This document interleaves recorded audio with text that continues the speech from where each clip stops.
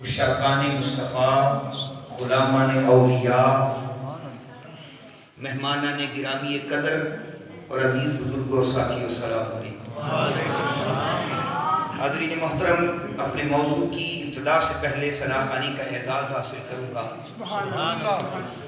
کیونکہ یہ اعزاز اتنا عظیم اعزاز ہے، ثنا خوانی کا اعزاز اتنا عظیم اعزاز ہے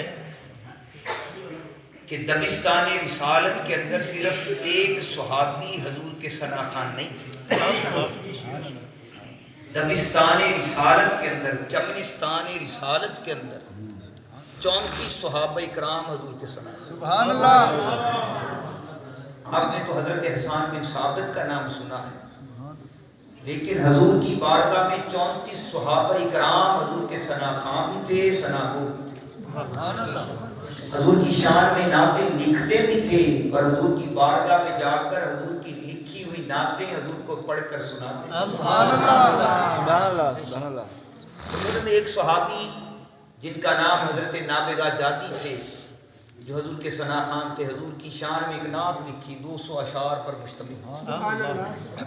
حضور کی بارگاہ میں حاضر ہوئے، عرض کی یا رسول اللہ صلی اللہ علیہ وسلم، حضور آپ کی شان میں ایک نعت لکھی، اگر اجازت ہو تو یا رسول اللہ پڑھ کر سنا دو۔ حضور نے اپنا منبر عطا فرمایا، نابغہ جاتی ہماری لکھی ہوئی نعت ہمیں پڑھ کر سنا دو۔ بارگاہ مصطفیٰ ہے، آقا علیہ السلام جلوہ افروز ہیں اور پڑھنے والے ثنا خوان صحابی رسول ہیں۔ سبحان اللہ۔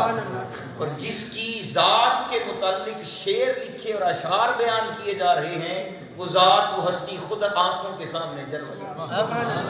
فرمایا کہ نابغہ جاتی میرے سامنے کھڑے ہو جاؤ اور میری نعت مجھے پڑھ کر سنا۔ حضرت نابغہ جاتی حضور کی نعت پڑھ کر سنا رہے ہیں، حضور سنتے جا رہے ہیں، مسکراتے، حضور خوش ہوتے جا رہے ہیں۔ یکایک نعت پڑھتے پڑھتے ایک ایسا شعر آیا، اور جب نعت اپنے عروج کو پہنچی، اپنے کمال کو پہنچی اور اس مقام پر پہنچی کہ پڑھتے پڑھتے ایک شعر ایسا آ گیا کہ اس شعر کے اندر حضور کے حلم کا ذکر تھا، حضور کے صبر کا ذکر تھا، حضور کے کمال کا ذکر تھا، حضور کی شان اقدس کا ذکر تھا، حضور کی رفعتوں کا ذکر تھا، حضور کی شان کریمی کا ذکر تھا۔ جب شعر اس کمال کو پہنچا اور جب حضور کے ان اوصاف کو حضرت نابغہ جاتی بیان کرنے لگے تو حضور نے اپنے دست رحمت دعا کے لیے اٹھا دیا۔ نابغہ جاتی کو حضور کی دعا کے لیے حضور نے نابغہ کے لیے اپنی رحمت کے ہاتھ اٹھا دیے اور اللہ کی بارگاہ میں دعا کی کہ باری تعالیٰ نابغہ جاتی کے منہ کی خوبصورتی کو ہمیشہ سلامت رکھ۔ اے نابغہ، اللہ تیرے منہ کی خوبصورتی کو ہمیشہ سلامت رکھے۔ تو پھر حضرت صحابہ کہتے ہیں کہ حضرت نابغہ جاتی کی عمر 120 سال ہے، کتنی؟ 120 سال پہنچی۔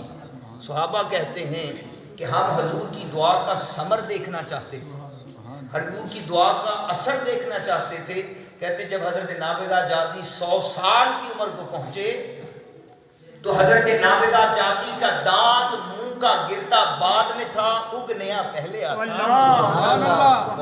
اگنیا پہلے آتا۔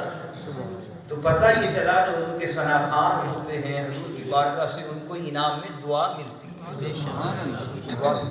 تو پھر آپ میرے ساتھ اس نعت کو مل کر پڑھیں گے تاکہ آپ بھی میرے ساتھ حضور کے ثنا خوانوں میں شامل ہو جائیں، تاکہ ہم حضور کی دعا کے فیض سے مالا مال ہو جائیں۔ مل کر پڑھیں ایک مرتبہ درود پاک صلی اللہ علیہ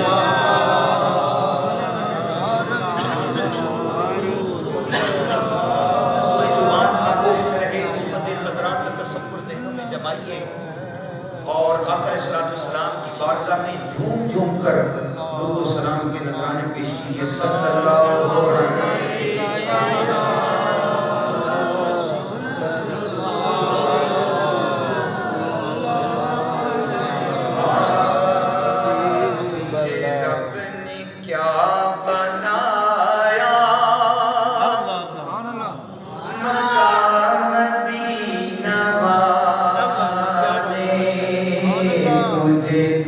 رب نے کیا